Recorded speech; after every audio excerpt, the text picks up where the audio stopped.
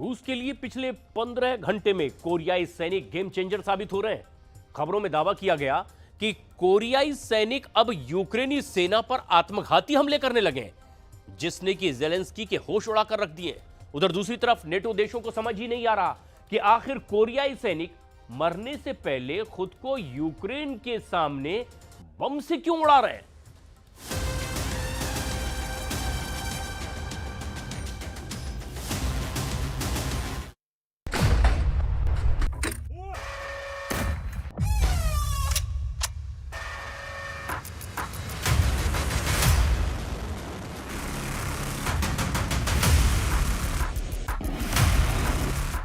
Putin की आत्मघाती brigade, 5 इलाके हारा यूक्रेन।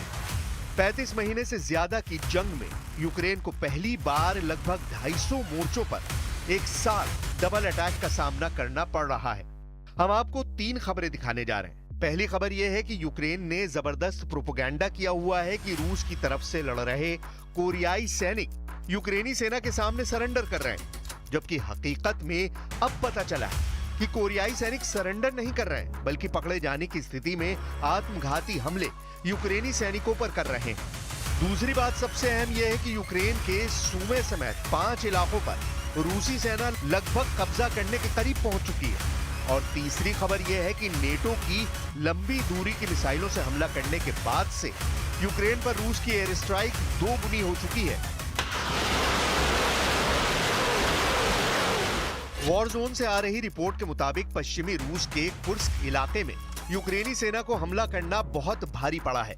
अब तक रूस और उत्तर कोरिया के सैनिकों ने सिर्फ 3 महीने में यूक्रेन के 38,000 सैनिकों को मार डाला।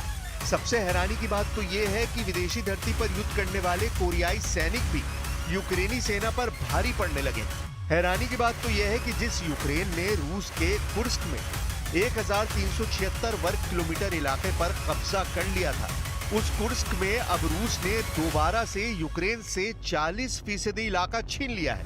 जेलेंस्की अपने कमांडरों के जरिए वॉर पैप पर हर दिन ये पता लगाने की कोशिश कर रहे हैं कि जमीन पर यूक्रेन रूस को कितना नुकसान पहुंचा पाया है। आत्मघाती बने कोरियाई सैनिक, रूस की डबल जीत। अब आप जरा ये वीडियो देखिए, जिसमें यूक्रेनी ड्रोन चुन चुन कर कोरियाई सैनिकों को मार रहे हैं। जान बचाकर भागते कोरियाई सैनिकों को साफ देखा जा सकता है। यूक्रेन इस वीडियो के जरिए दावा कर रहा है कि उत्तर कोरिया के हजारों सैनिकों ने सरेंडर कर दिया है, लेकिन हकीकत में जंग के मैदान में कुछ और चल रहा है। सितंबर 2024 से 10 जनवरी 2025 तक यूक्रेनी सेना उत्तर कोरिया के सिर्फ 2 सैनिकों को जंग में जिंदा पकड़ पाई है। वीडियो में आप देख सकते हैं कि दोनों सैनिक यूक्रेन के एक हॉस्पिटल में लेटे हुए हैं। हालांकि रूस का दावा है कि ये कोरियाई सैनिक नहीं है, बल्कि रूसी मूल के कोरियाई सैनिक हैं, यानी उत्तर कोरिया के सैनिक पहेली बन चुके हैं। अब पता चला है कि कोरियाई सैनिक पकड़े जाने की स्थिति में खुद को बम धमाकों या गोली से उड़ा रहे हैं। इसका खुलासा उत्तर कोरिया के जानी दुश्मन दक्षिण कोरिया की राष्ट्रीय खुफिया सेवा यानी NIS ने किया है।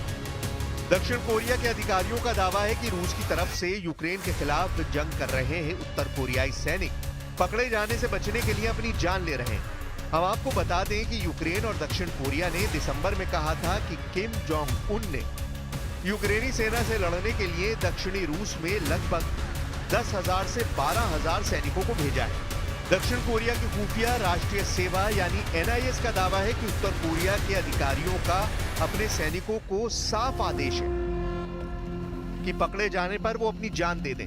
दक्षिण कोरिया की NIS का दावा है कि एक उत्तर कोरियाई सैनिक ने पकड़े जाने से बचने के लिए खुद को ग्रेनेड से उड़ाने की कोशिश की और जोर से चिल्लाया, जनरल किम जोंग उन। लेकिन इससे पहले कि वो अपनी जान ले पाता, उसे गोली मार दी गई।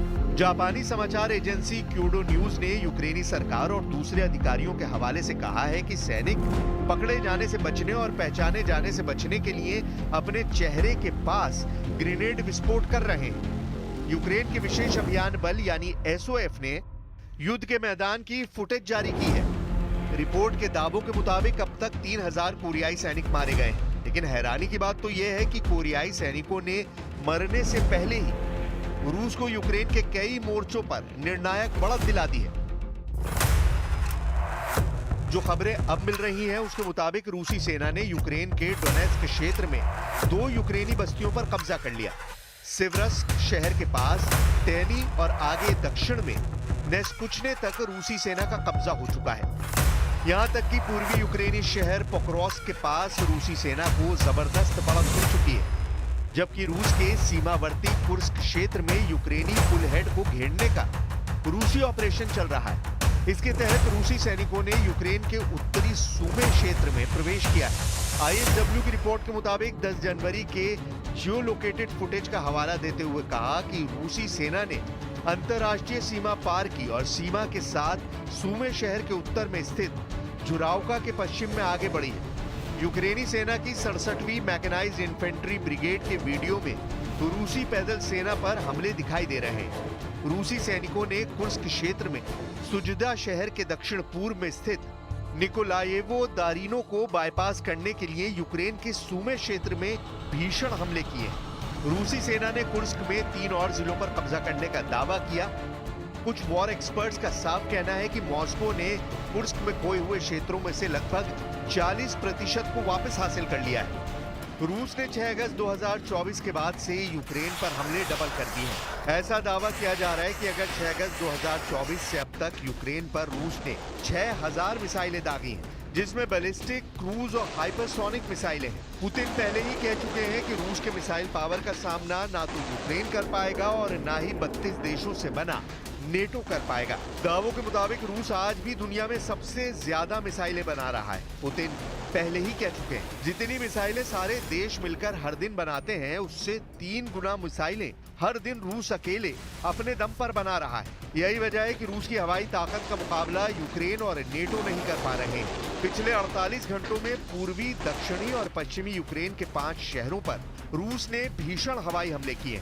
ऐसा दावा किया जा रहा है कि रूसी सेना ने आत्मघाती ड्रोन और मिसाइलों से पिछले 12 घंटे में यूक्रेन के चीथड़े उड़ाकर रख दिए हैं। जरा देखिए ज़ेलेंस्की रूसी हमलों पर क्या दावे कर रहे हैं।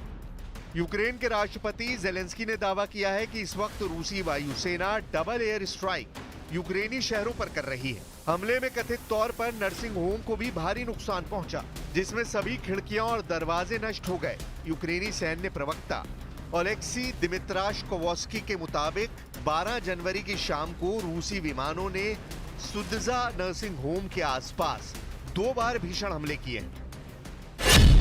फ्रांस का हैमर बम, रूस पर यूक्रेन का हमला।